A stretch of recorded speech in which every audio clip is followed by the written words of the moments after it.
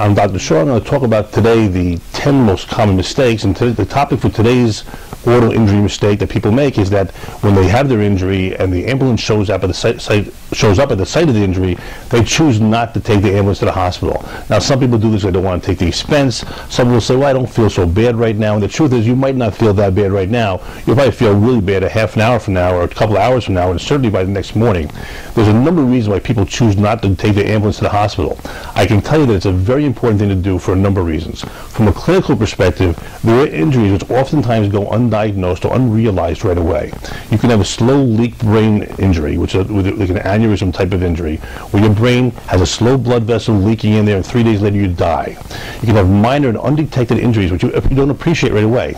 Another perspective, which might not be clinical, but it's important to know, is that the severity of your injury is documented by how you treat the injury immediately after the injury. By going to the hospital, by going to the emergency room, you have an immediate documentation of what was happening at the time.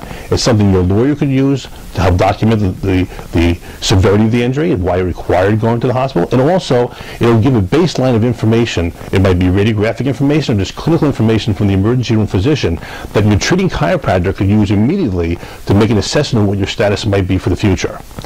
Both of these aspects are very important.